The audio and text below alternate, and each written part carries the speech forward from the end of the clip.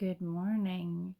We are having a look at my currently reading for the end of the year. As you can tell, it's heinous. This is purely my currently reading on Goodreads, which means it is not accurate. I started the Christmas book hunt yesterday, which was a short story by Jenny Colgan. I also have the Baby Dragon Cafe, which I am reviewing for NetGalley, and it's terrible because it would not let me download a format that I could read on my laptop. But we're getting distracted already.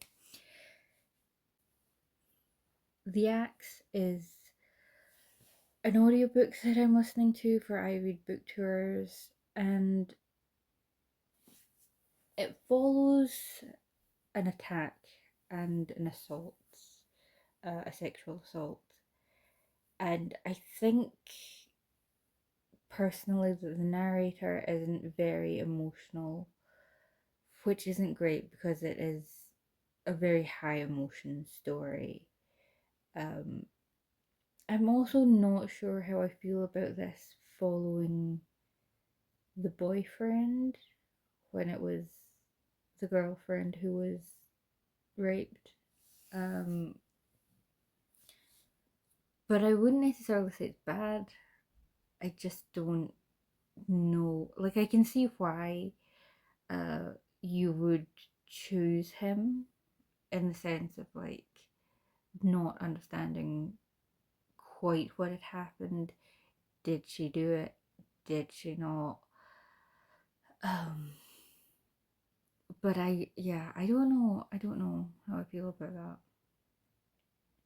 Death in the Spires was for book group. I didn't finish it, as is my wont. I don't. Katie Charles is beloved as a romance author, historical MM. Mostly, I loved some of the horror in The Price of Meat. This is supposed to be a mystery. We talked about this. It is mostly watered down dark academia, more interested in the why than the who. Also, like, we know KJ Charles is like an author who will dig into like queerness in history and disability in history, and so I felt, even as little as I have read, it's kind of obvious who the guy is, who the bad guy is. Um, which I just, and also, I don't know, it's hard to explain. I don't know if I'd go as far as to say that the characters are tokenized, although I have heard that. But there's a lot of like boxes checked, and the cast is spread in a way that is both kind of underdeveloped, at least at the point where I'm at. Yeah, I don't know. I know what I'm trying to say, and I'm not getting words. It's too early for that, I'm afraid. Um, yeah, I'm gonna finish it. Just it's a bit disappointing. This is Le Tombeau de Marot. Sorry, I'm so bad at pronunciation, and I think that was quite good. Hopefully, this was for Nonfiction November. I was going to read this, which is about the translation of an epitaph, specifically about 20 translations of an epitaph written by a poet to his daughter. And it is looking at language and the act of translation itself. And I thought that would be really interesting because I have long wanted to get back to improving my French.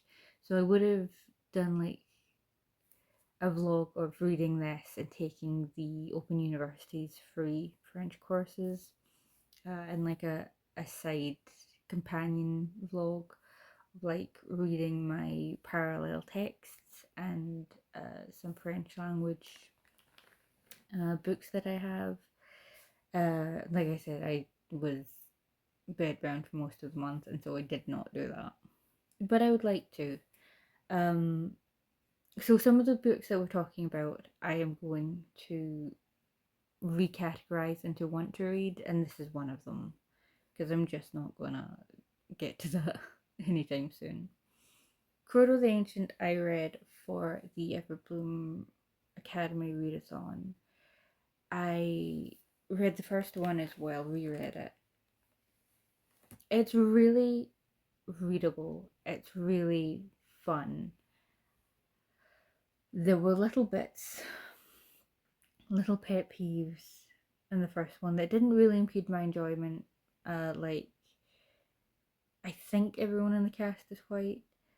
And then you have this like really obvious, like they have swords and bows, and then suddenly you have like a scimitar, and it's weird that this is so specific and non-white, and that's the weapon of the evil races, you know. And also this, they went and found a wizard, and he had brown skin, and they were like this exotic dude, and I was just no, like it's not great, but it didn't, like I said, it didn't really impede my enjoyment. I got as far in book two as Mizu, the little elf, who, I don't know, there was something real world going on, and when I got to that, I just thought, I can't hack it, I can't do this right now. So, this will also be punted out of currently reading, but I will get back to it at some point. It is a good book otherwise. Um, yeah.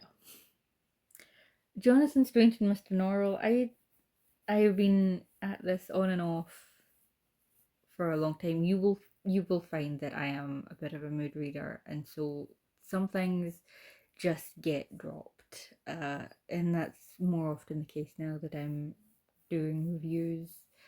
Um, yeah, this is nothing against the book. I love the book. I love the cadence of the prose, and I love the copious footnotes.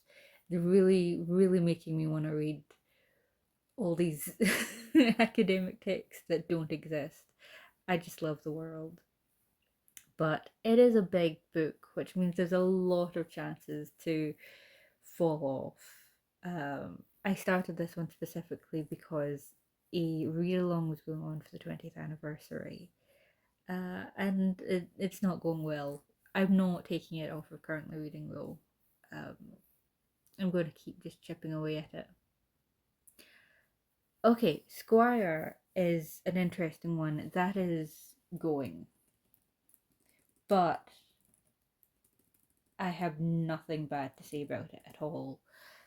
It was available through one of my digital libraries, and it's such a beautiful book, but the way that it's formatted, it just didn't do the art any justice.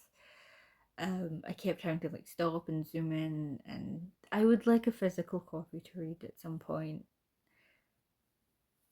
But yeah, it just, the ebook didn't do it justice. The Hobbit. This was for the Draconathon, uh, and this is another way where the Goodreads currently reading fails me, because I was trying to tandem read this with my copy of The Hobbit in Latin, and I will say, like, I think possibly, I don't think I finished chapter one because it was a lot for my brain to cope with.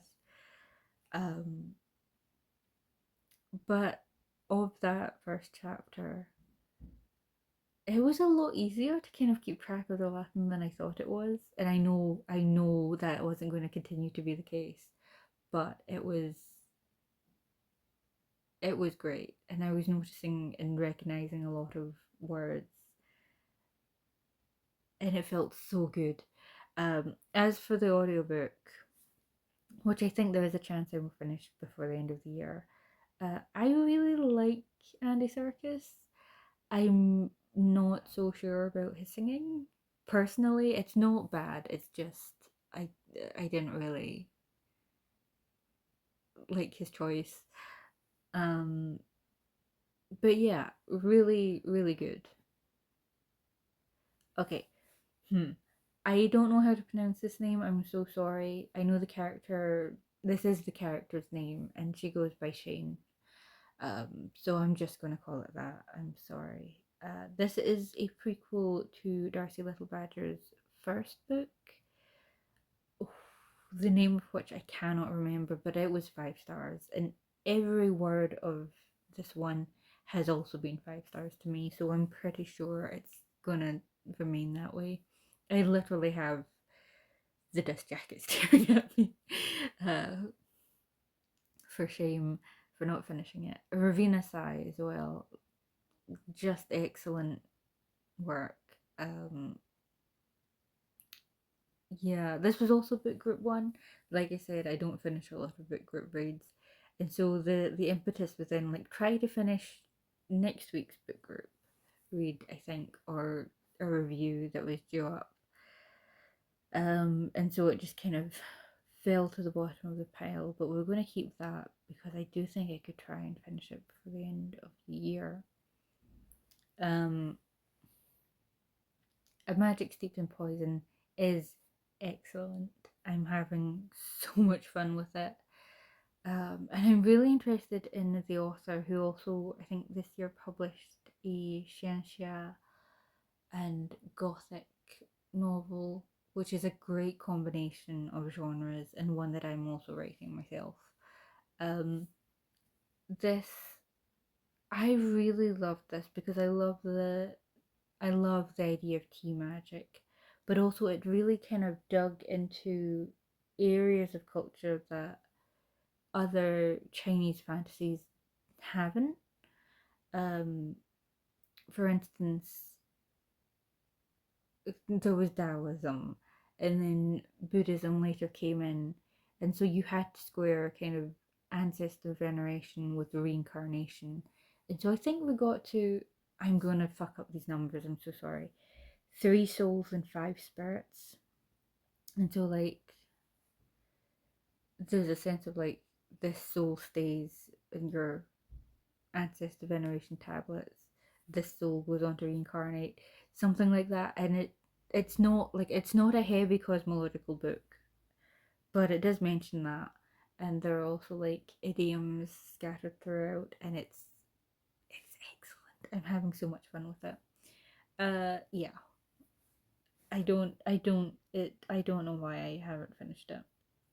I have the sequel as well lying around. The Boy Who Met a Whale by I'm so sorry, by Nisrana Farouk um, is also really good. It's a little bit younger than I tend to read, but I wanted to give it a chance because I enjoyed Farouk's first book, The Girl Who Stole an Elephant. It began, however, with two girls who met and were a little bit fractious. And I just thought you had them be a little bit too mean to each other at the beginning for like the length of book that you had. Uh, and it was a little bit too fast paced. And so I wanted to see how Farouk had improved over time. I think this was her third book, and by a lot, and it is really enjoyable. And I just, yeah, I think it's a little bit too young, and I think that's probably contributed to why. Also, library loans, I'm pretty bad at getting them on the first go as well. Speaking of which, Wolfish I haven't finished. I started that way back at the beginning of the year, back in January. Um, and sometimes I'm very good with audiobooks, and sometimes it's a slog. I loved this. I loved the blend of environmentalism and myth and symbol, which you can tell that's what it's about by the title. Um, it was exactly like my kind of thing, and every chapter also proved it. I like as well that we had like a running throughout the book detail of, I think it was the first wolf back in a state, and we kind of over the course of the book followed that wolf's journey. Yeah, and so I really like that too. And that is staying. This one is going. My Sister the Serial Killer. Um, for my blog, I wanted to review audiobook.com, just as like an alternative to Audible. And for that, you get one book a month. You get a selection of free books with your membership. You also get like a special token per month. And per month, you get a selection of like three genres. We'll say fantasy, non-fiction, and mystery.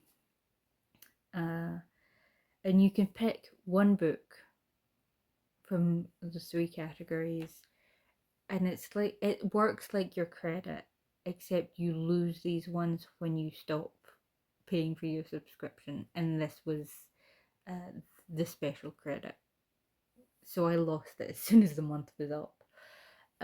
It's also, I don't dislike it, but it is a lot like Japanese fiction, in that if I spend a long time not reading it, I kind of get tripped up on the prose when I come back. It's just a different style that I'm not used to. I would like to finish it at some point, but that's got to go. A Line in the Dark is YA. It is. Uh, it's this girl who is in love with her best friend, and there's like a popular clique at the what college that she goes to, and her best friend that she's crushing on starts dating one of them, and it's not bad. I just absolutely hated every second of it. It's not for me, but I clawed my way like halfway through the book, and a part of me is very much stuck in the sunk cost fallacy of like, I got this far, I want to know how it ends, even though I don't care about any of it. But I don't think that's going to survive, honestly. Um, I don't think that's going to survive. Hell Followed with Us, similarly, like, White does excellent body horror. And I think it is going to be like a really interesting book.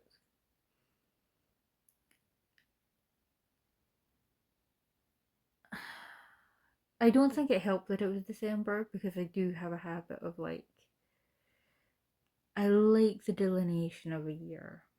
That's why several of these are being punted. Um, yeah, I think I'll get back to it at some point, but not anytime soon. Typing Tales of Terror is not great. um, but I would like to try and finish it before the year's end. It is.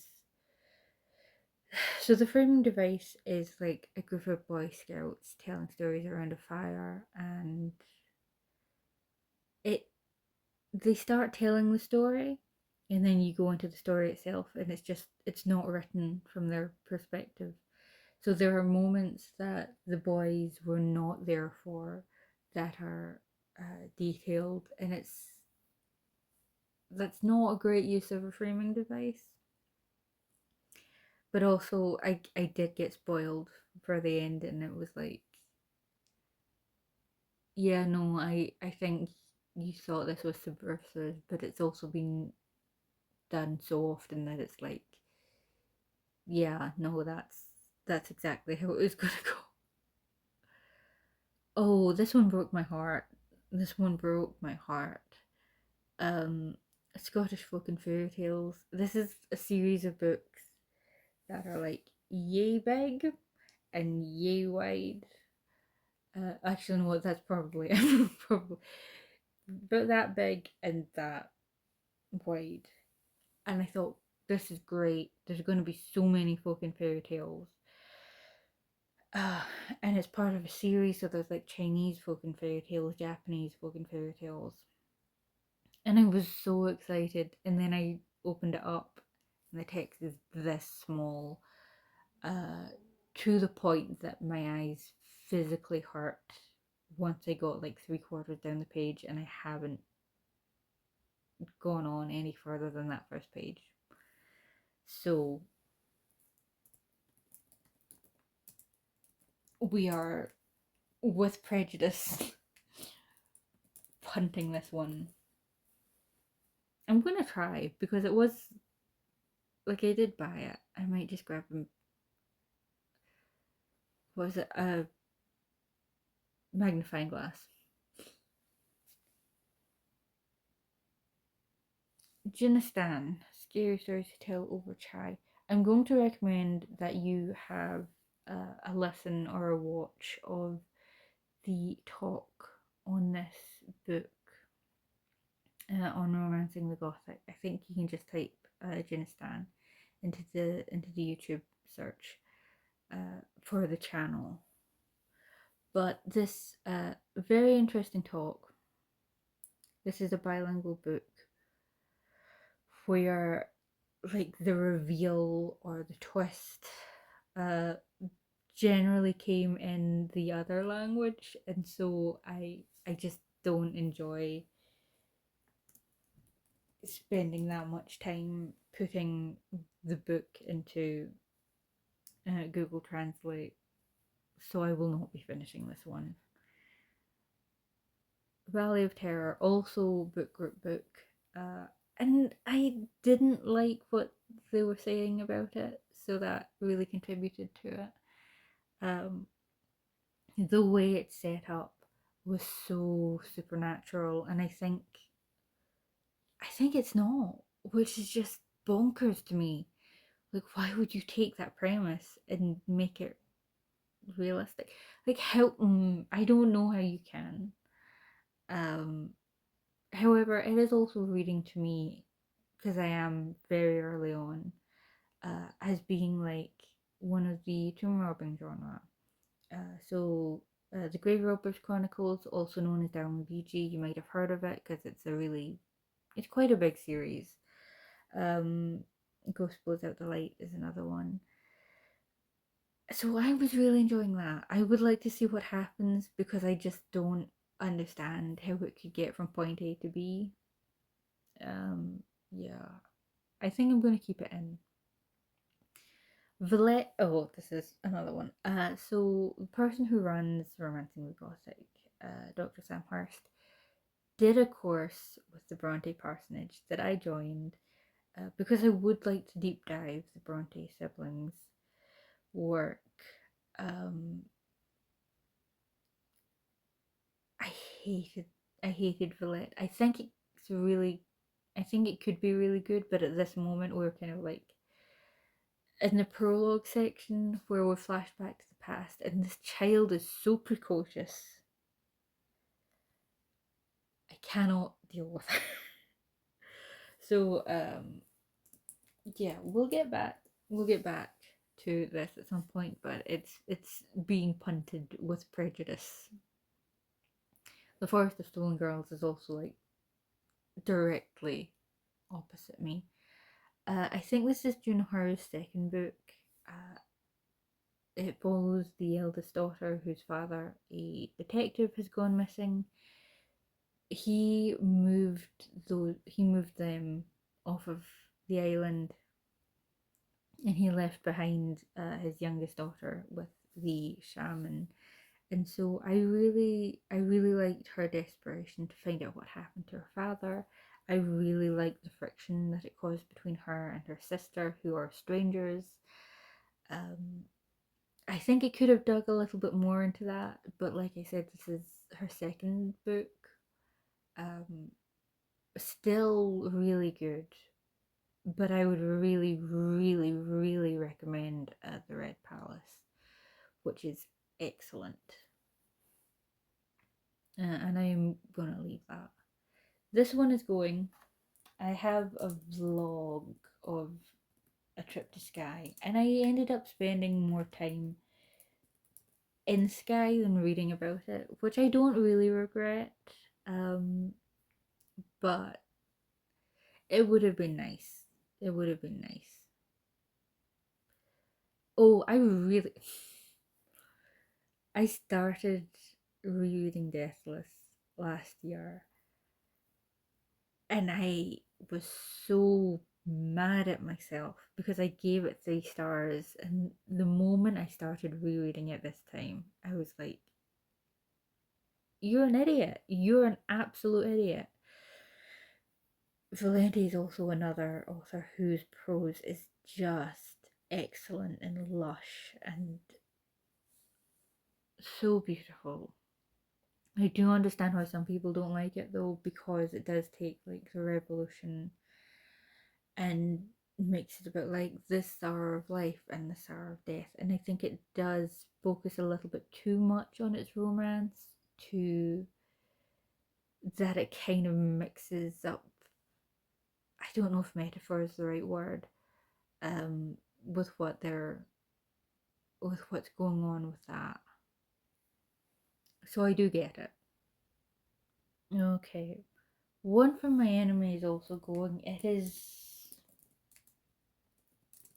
is Russian mafia in New York.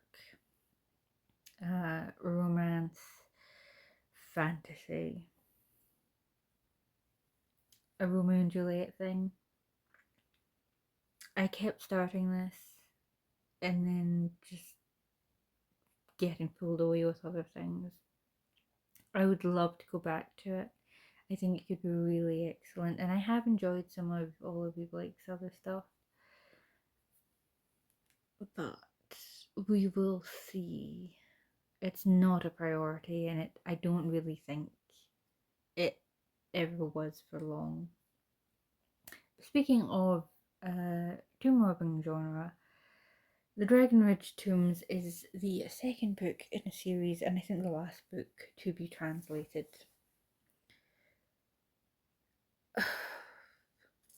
I don't like this series. I don't like it. The first book, we like gathered up our team um, of researchers with two tomb robbers, and then they got to, I think they went out into the Taklamakan Desert, and I think I remember there being like a statue, and you kind of moved around bits of it, and it opened up a secret passageway. And then I don't remember what happened. And I've read that book twice. So this magical city in this kind of like adventure series is the bit that I have never been able to retain. The bit where my memory comes back is when they reach this little uh room, I guess. There's the body of a monk, and I don't understand what's happening at all. And that they realize like they're all under an illusion, and I don't get it. Hopefully this will be better. I would like to finish it for the end of the year. It is really fun in other ways, but also just I Sense and Sensibility is going. I tried to do Jane Austen July, um,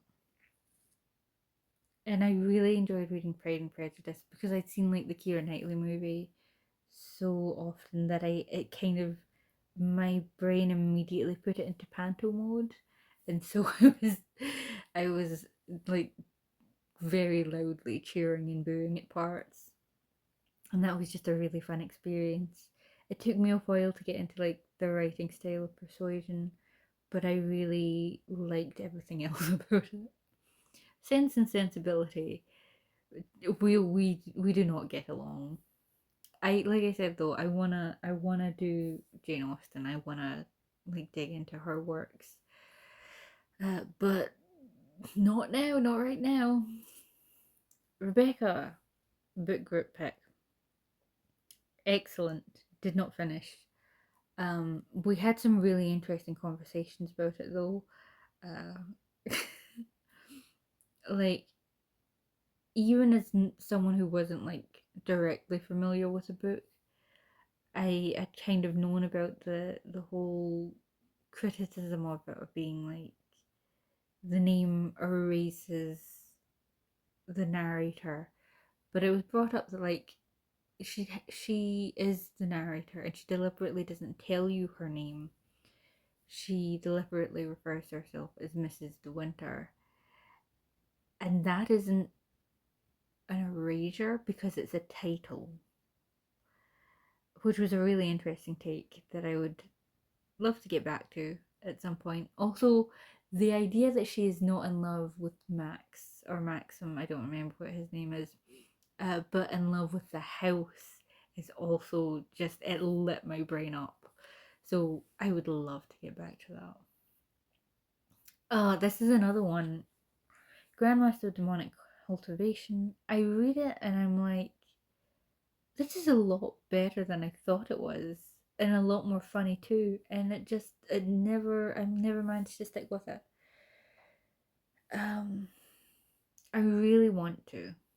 I really, really want to, but we shall see. Oh, Dracula. Um, I managed to finish it the first year with Dracula Daily, and then every other year it slipped. Um, and if you're wondering, like, how does that happen? I will point you to January next year, in which I have 4 reviews to do, two on the 21st and two on the 23rd, which is stress, a lot of stress. Dracula is one of my favorite books, though, so I'd love to actually be able to stick with it for a year. I might try and vlog it. If I make it work, then I can probably do the thing, which is not fun for me. Making everything I love into work, but it would get it done. um, I was really disappointed by the Heart Principle. I really liked the first book, and I loved the second book. And I've just not heard anything great about this one. Uh, that it had kind of gone more women's lit than romance. That it's her being supported by the guy. I'm going to take it out. But just the sense of disappointment kind of pervades my opinion of it now. But it would be nice to get to that at one point. Oh, Guape. So I fell asleep during a documentary that Mum and I were watching on her, and I loved her work when it was at its most sculptural. I, I'd never seen any of the models trying to walk the catwalk before. It was terrible for them. I'm really surprised no one broke a hip. Um, and Mum came away thinking that she wasn't paying her staff very well for reasons including like a high overturn, the fact that none of them seemed particularly happy. We don't know that for certain. This is all conjecture. And I was asleep during this part. But that also really puts a sour taste in my mouth. I think I'm gonna punt it.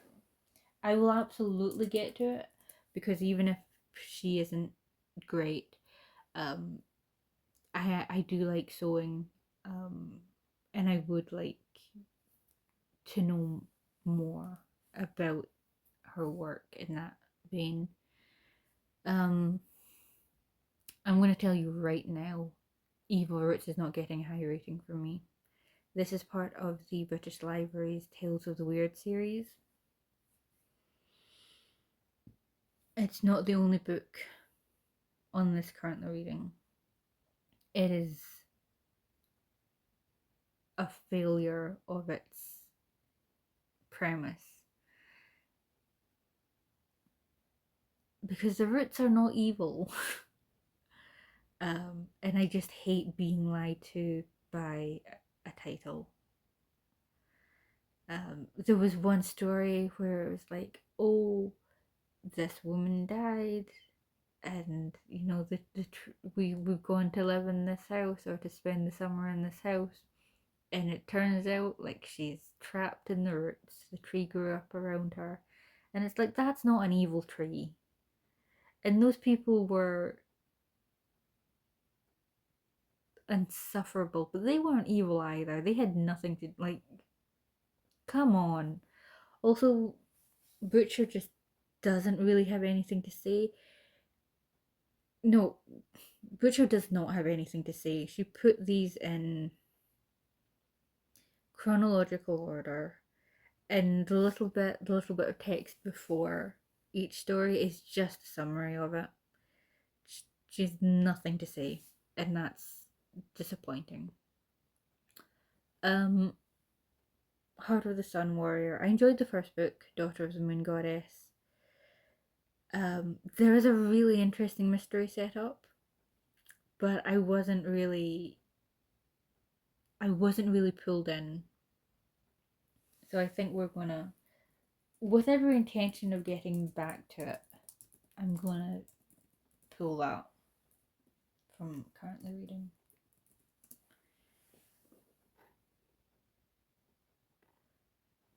Kinto also. I had this back when Everand was called Scribd. It was for a book group. It's excellent. I just haven't had um, an active subscription with them since, uh, and I don't think I'm gonna for a while. I also don't remember what it's about at this point. But I think it was matched to a monthly theme for Romancing the Gothic. So I would check back. Um, Mythological Africans, I think, has done several talks with Romancing the Gothic. Uh, Really interesting, and I think I might be tied to one of those. So check that out. The Shadows Between Us is, I think, good mindless fun. Um,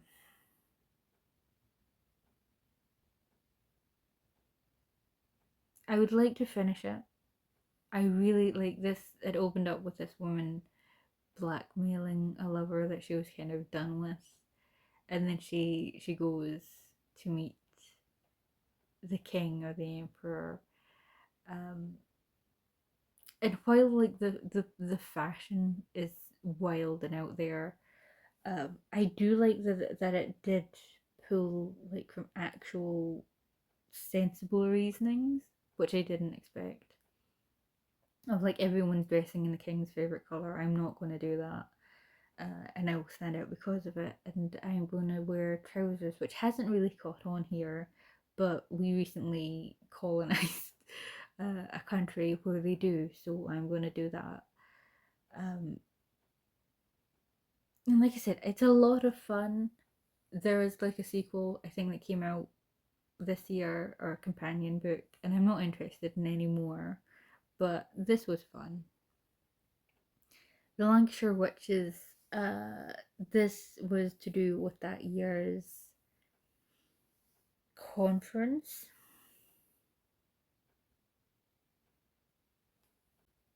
I absolutely have to get to it. I have heard that it is completely bonkers from one moment to the next, that you never know what's going to happen because you just absolutely can't guess. And I think that sounds great. I also, I have complicated feelings of like making the people who were accused and killed for being witches actual witches.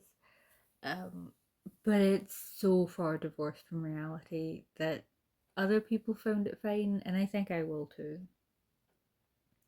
Sword Heart is one of those books that's just kind of heartbreaking that I haven't finished it.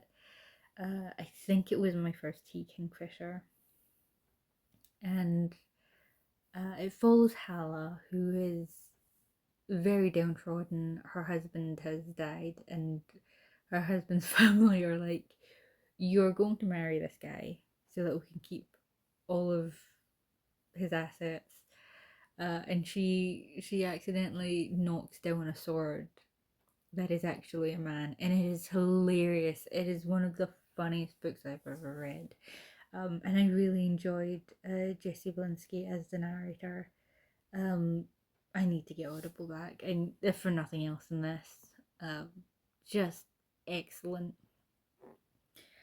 Tech to me, you would think that I would have finished this, and you would be right. I read it once, and this was for book group, so I didn't finish it. Uh, oof. That first, that first short story haunts me to this day.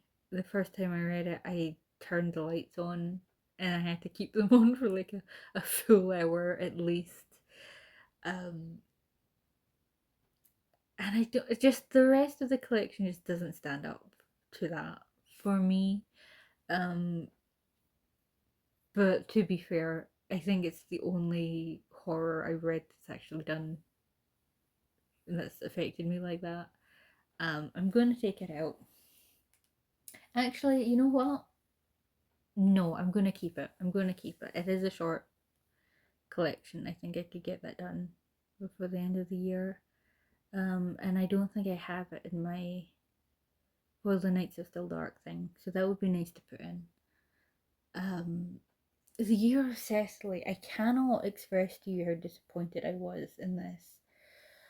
Um, I read this for the new Moonathon, my readathon.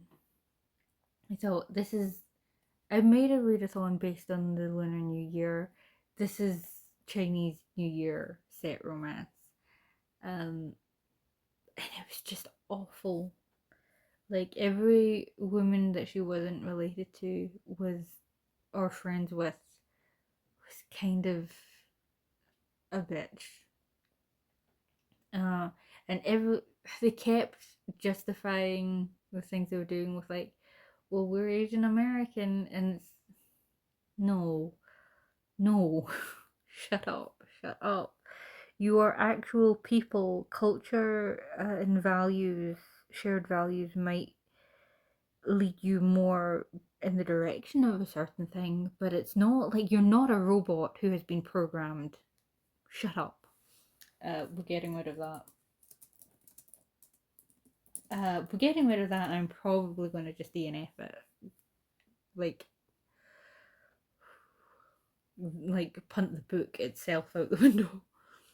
The Very Secret Society of Irregular Witches by Sangu Mandana is cozy fantasy that actually feels very cozy to me. I had a blog post earlier this year contesting cozy fantasy as a thing. um, this is the most cozy fantasy. It also really hits me in an uncomfortable spot because witches here in this world die after giving birth to a daughter. Fine. Uh, she was adopted into British Witch Society by a white woman, and the three wards that she has taken now are non-white. They were taken in by a white woman. Just like as an adoptee, it hits on a lot of things that really are not cozy for me. Um, I was I was given up by my parents, but adoption is itself like a whole industry, and it's not always above board, but also just the act of like taking these girls who were not born in Britain and bringing them to Britain to be raised by white people. Just you cannot really get away from like the colonialism of it all. So yeah, my argument for the post was like a lot of cozy fantasies take on things that are not cozy, and I don't think they realize that they've done that. This is how the time. This is. This is How You Lose the Time War by Amalio Matar and Max Gladstone. I loved this the first time I read it, and again, this was from book group, and I did not finish it on the reread. Um, so I will be taking this out.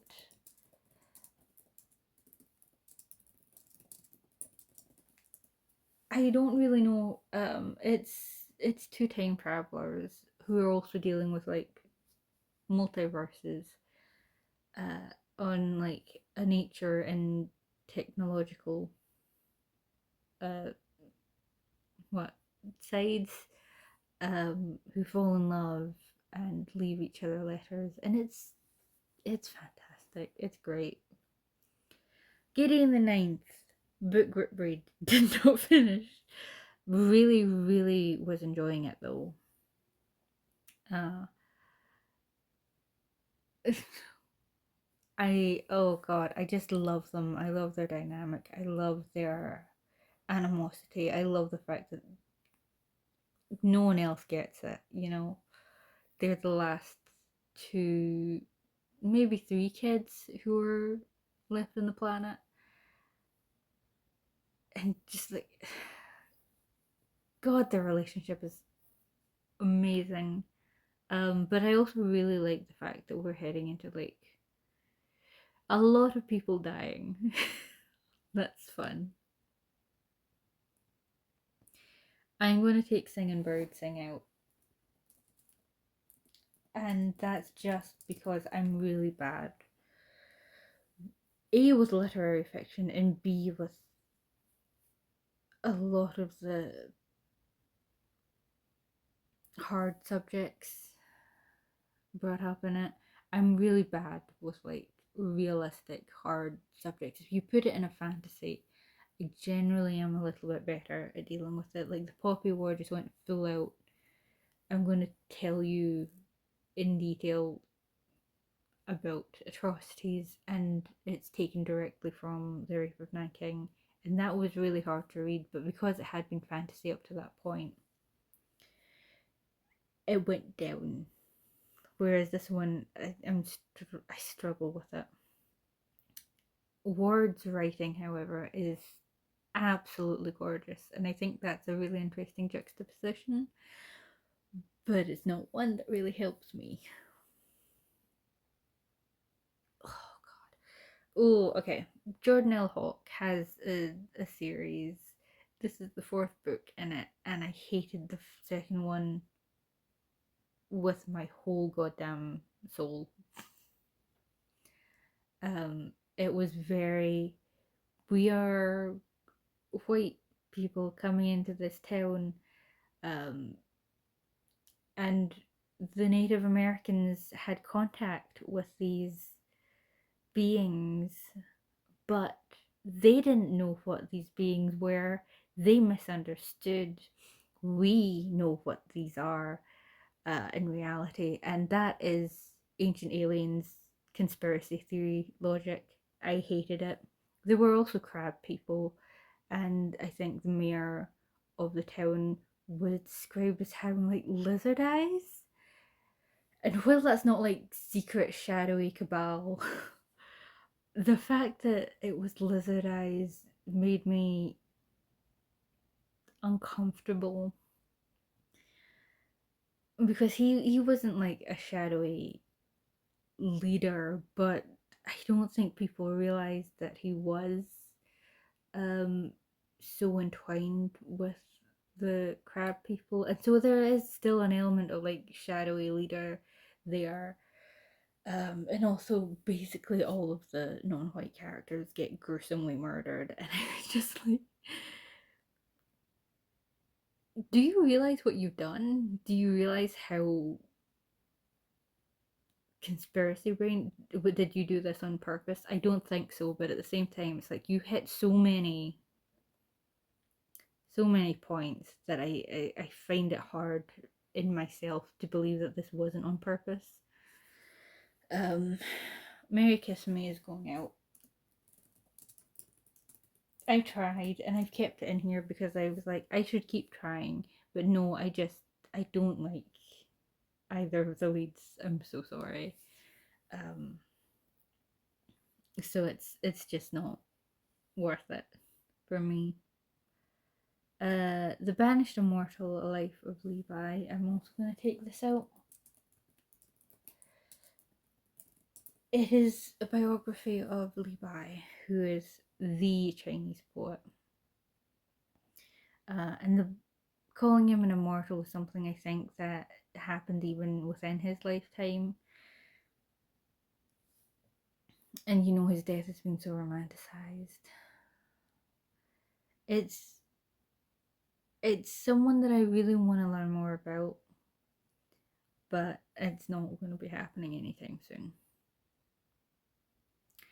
Moby Dick, because the Whale Weekly started and I thought, I can do this. See, the problem was I did Dracula Daily, loved it, and was immediately like, Carmilla Weekly, Whale Weekly, Jekyll and Hyde Weekly, and it was too much. It was just too much.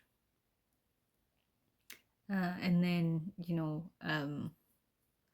Substack went ahead and was like, we're cool with monetizing Nazis, and I was just out at that point.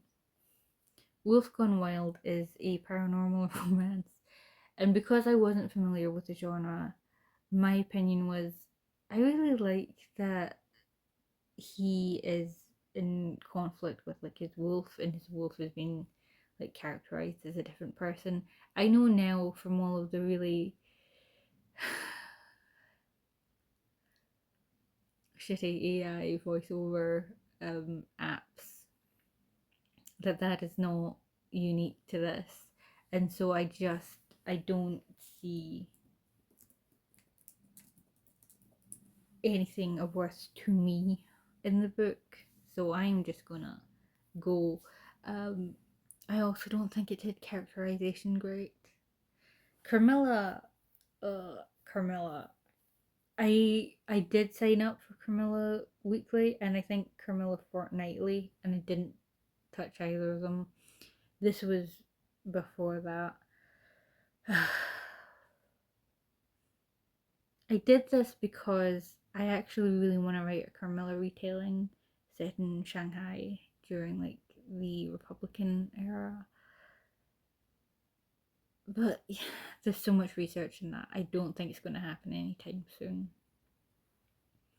Weep Woman Weep, book group pick, did not get far. I really like Maria de Blas's talks though. And I really like the beginning of it actually.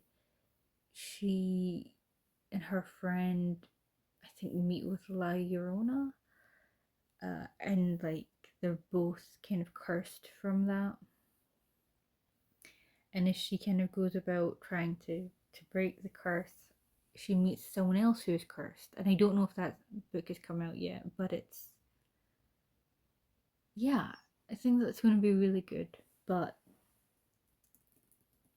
not for the moment.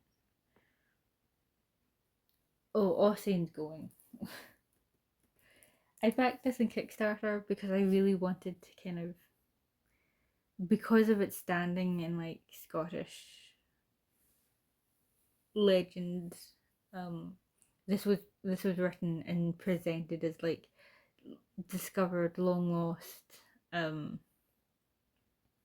works, which it's not, but it it still has like a really prominent place. I don't like that kind of storytelling though, of like this person who is this chief's son went and did this thing.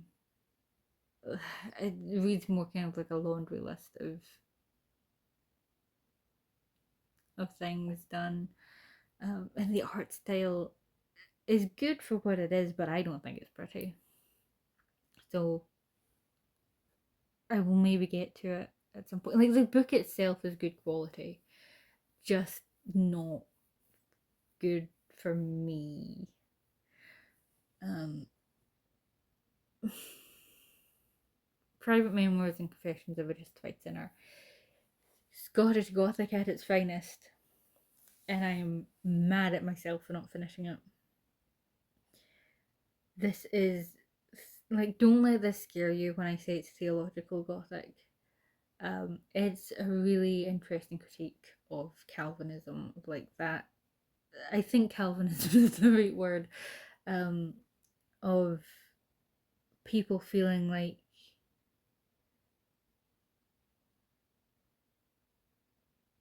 we are the elect, we are going to heaven no matter what we do. That's what it means by justified sinner. And the rest of you are just like doomed. There's nothing you can do to get into heaven.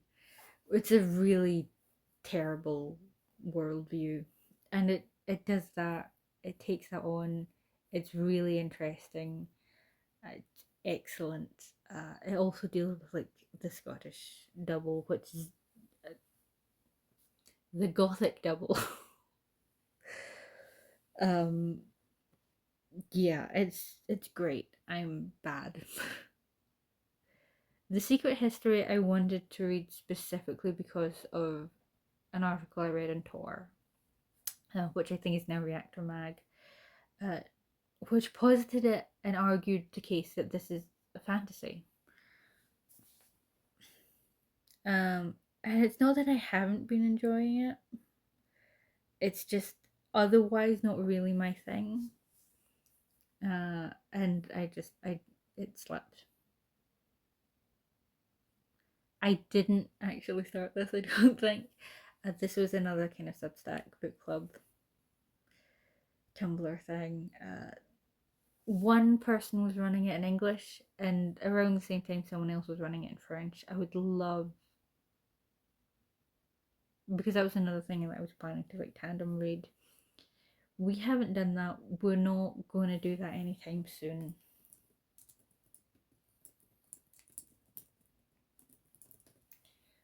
But actually, wait a minute. Let me have a look back. I think Ossian was the last one I mentioned. Yeah, we're going to take the Secret History out. Probably should take. But I have people from book group following me, and so I feel I don't really want to take out. I don't want to draw attention to the fact that I haven't read Justified Sinner. The Girl Who Fell Beneath the Sea is really enjoyable. I think it read a little bit like obviously why. At this point, I don't really trust any like Ghibli comparisons. I can see where it's coming from, kind of, but I don't think it. Ghibli is such like a well-known comp that I don't know. It gets across something, but I don't think it's really earned that. I did have a good time with it though, and I keep meaning to get back to it. I would love to see their relationship develop. I think coming off of as well, Love Game and Eastern Fantasy, there's a dynamic kind of setup, which is obviously not going to be the same, but I think it will scratch that itch. Oh, I didn't finish the Scott's Dictionary of Nature. I keep forgetting about this one.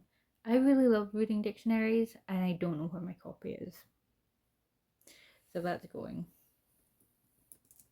I also had a notebook where I was writing down the words that I thought were interesting and which were sticking out in my head, and I was going to like use it in a book or something.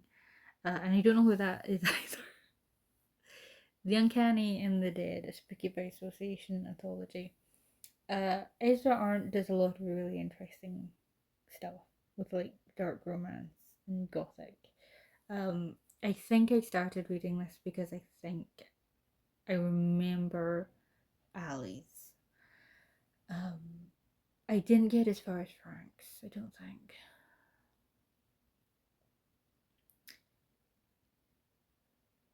Yeah, I'm probably going to read that actually for next year's For the Nights Are Still Dark. Speaking of illness, I think I took a ancient Near Eastern literature course through Glasgow Uni. Those are quite expensive, however, and I was really not well. So I missed like over half the classes, and I'd love to go back to them, but I haven't for that reason. It's kind of scared me off. Um, I know we talked about the Epic of Gilgamesh at one point. Excellent, love it. I don't think I actually started this one because of that illness. Um, so out it goes for another time. The Wolf and the Okay, I can definitely finish this because I think there's only like 50 pages to go. I clawed my way through this book over a few years. That is probably the last time I picked it up though. Um which is really, really weird. I would say that don't listen to the synopsis because it's focused on like the village at the beginning of the book, and it truly is the village at the beginning of the book.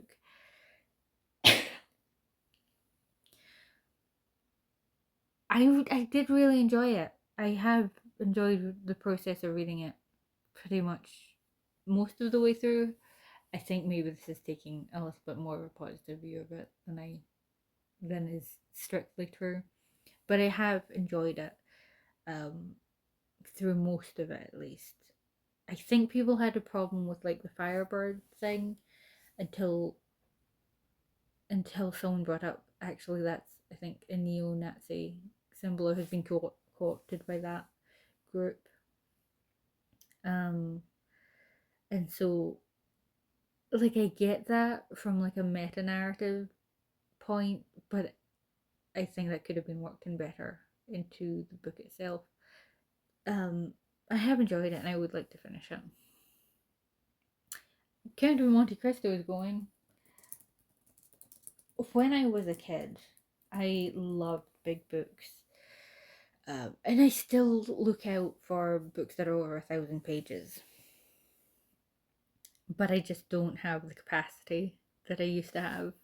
So, um, a full love story. I think I buddy readed this with someone and did not finish it. Uh, it was really enjoyable. Don't eat this. Sorry, don't read this when you're hungry. It's painful, but it's a good book, and I like the room it gave its characters. Uh, I don't know if I'd strictly say it's a Romeo and Juliet thing, but it's definitely like we both come from families with restaurants. We were not encouraged to be friends, and it's a romance. So this was an excellent one, and I'm feeling so bad that I did not finish. I Am Stone, the Gothic Queer Tales of R. Murray Gilchrist. Definitely check out that. Definitely check out Daniel Peterson's talks on romancing the Gothic. Not just for R. Murray Gilchrist, but for like he does like haunted houses and video games. Uh, really excellent stuff. This is like a really well put together anthology, grouped by themes, um, and definitely I think with definitely a collection with actual things to say about the topic that it is taken on. Yes, I am mad at Evil Roots. Um, I am not going to keep up with My Heart is a Chainsaw because I just was not having a good time. I'm going to keep trying for the deer one, but I'm giving up on this one. Um, You Reached was also a buddy read with the same friend, but it's so sad, and I don't think either of us were particularly in the place for that at the time. Uh, and I am still not. I'm not currently in the place for that either. This is a girl whose boyfriend has died, and I think either she calls him just to hear his phone, like the voicemail thing, and she actually gets through to him. And obviously that can't last forever, but yeah, it's it was really good and really bad for us at the point. One Life, One Incarnation, Beautiful Bones is like my favorite book of all time. I call it Love at First Sight, Slow Burn. Technically, she remembers their past life, so arguably not that, but the way that it develops its characters, the way that the relationship grows is excellent. Also, the way that the past life informs their dynamics in this one is just wonderful. It's so well done. Oh, In a Glass Darkly is like I really loved Carmilla, and I have not enjoyed any of his other stuff. I would say, listen, I've listened to talks on Sheridan LeFanu, and it's really interesting the way that he plays with unreliable narrators. It's not fun to read, but it's really fun to hear people pick into. The last one is Carmilla, which I would love to get to, but we hit. I read the first two, and I just could not hack it with the third. I'm gonna leave it because there is really not a lot left, but yeah. I don't even remember the Black Moth. I'm going to be honest. This was another book group pick, and we're too far away now. I don't remember what this is. I do kind of like going chronologically with authors, though, so I'm going to take this off, and I think I might try and start from the start. Um, These Violent Delights is a Romeo and Juliet retelling set in Shanghai. It's fantasy. I think it was good enough fun, but it's another one where it's been so long that I was enjoying Cornish horrors as well. Um Again, too far back, too far back. She Who Became the Sun. This is just another one where I'm a bad person.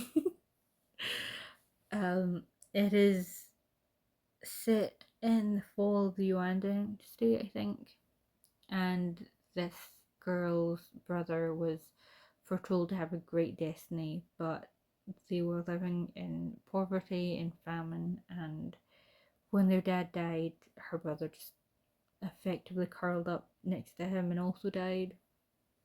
And she was like, well, I hate you for that, and I'm going to become you, and I'm going to take your great destiny. And it's so good, it's excellent. I'm bad, I'm just bad. Um, we are going to take Wayne Family Adventures because at this point, um, the published volumes of it, I'm not keen on having it here because it's just going to be here for years and years. Otherwise, I don't think it's finished yet. I don't necessarily want it to be finished, but yeah, I would just like to free up my currently reading. Um, the Priory of the Orange Tree is, I think it's interesting. It took a while to get into it, and by the time we kind of gotten over that hump,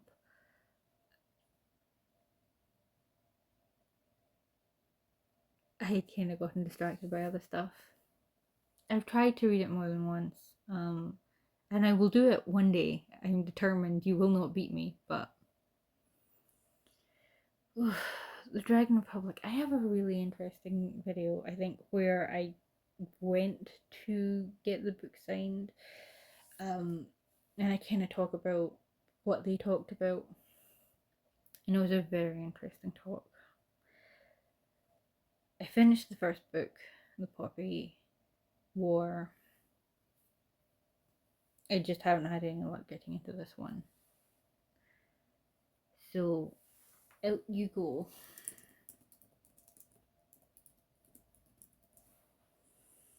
Run to Earth was recommended to me by the friend that I have been buddy reading with. It's one of those where, you had this family living in like a more fantastical world, and then they came to the real world. He has not been told about his heritage, and it's interesting. And I have been spoiled for a character who is going to come into it, which is really interesting. And kind of makes me side eye the parents a little. But yeah, it should be good. I'm gonna keep it. Helen Oyeyemi is another one where it's like, oh, I really like the way that you talk about her work. I'm not having a good time actually reading it. So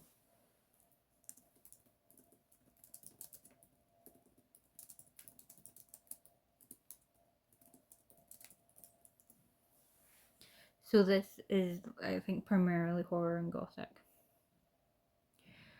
Big Bad Wolf is paranormal romance, and it's weird for me to be like, I'm an insta-love, I'm a love at first sight person. Not just in terms of books, but like, because so often my criticism is like, the instant attraction is just, well, but I really like the way that it kind of wove in politics, but also it was just like, I think it was really great for that time, and also really not great for that time because I did not really want to deal with that. Rainbow Milk is literary fiction, which is not my genre, and I think he did quite well with it. The different time periods were interesting. I don't know how they all connect, and at some point that went from, oh, I wonder how they all connect, to this is just a lot of disparate parts. I'm kind of scared if I take it out, I'm never going to get back to it though, so I think I'm going to leave it. The Henna Wars is two girls falling in love, but they both have decided to run like a henna stall at some kind of school event, and so it's supposed to like dig into cultural appropriation and stuff. I think it's like a fun enough read. I don't really know if I care about 2021 era discourse is the problem. So I'm going to take it out. Not that the discourse has necessarily gotten better. The only good Indians, I'd still, Stephen Graham Jones writing is what it is. I think there's more to grasp onto for me for this one, so I'm going to keep at it. But I don't think I ever got far enough to really have like an opinion. That first death though, that was certainly something. The Ghost Bride I really enjoy, which you would not necessarily think given the dates. I think she's marrying a dead son, like the Ghost Bride. Oh, I really don't remember. I really don't remember that much about it at this point, which sucks. Um, I know that the TV show was not well received, but that is also like very alluring. Vampires of Moscow book group read. The authors came in for a visit, and like it was a fun paranormal, but at the same time, the authors came in and they were talking about it, and they were saying things like, "Oh, we didn't want to do like stereotypes of Russians," and it's kind of like you did though, you did. And I think they were also talking about watching TV and therefore being a little bit ahead of the curve, and it's like no, TV's a little bit behind the curve, uh, and compared with books. So I mean, it really.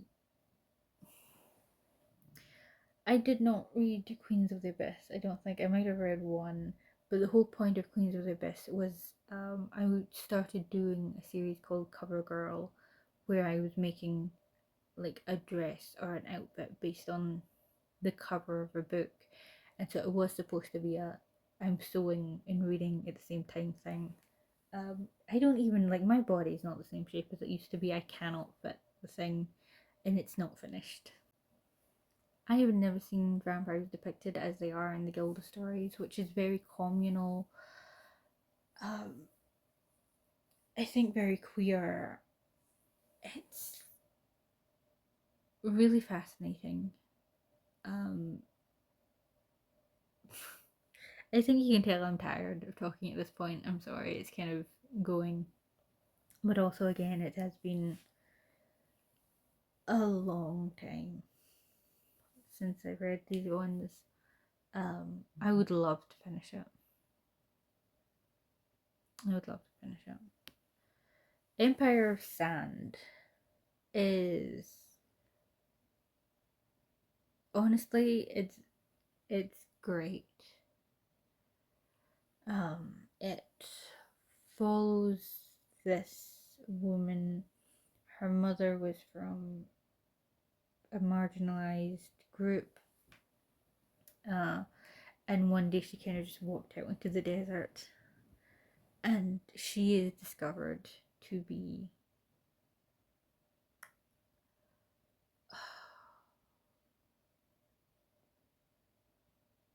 to be able to do something that that group does. I think it's called the dreaming. No, it's something about dancing. Um, and so she's married off to this guy who is. Her people are still out there. They are being persecuted, but they're also being held under the emperor's thumb. That relationship is excellent. One of the best romances that I started to read and never finished. Um, Also, this was recommended to me by World of Leah Jane, and I'm so sorry. Um, I'm so sorry it's taken me this long. We are almost out of battery, so I'm going to make this quick. Thank you for watching. I'm sorry that my brain just completely shut down as we got towards the end. Um, Thank you for watching. Bye.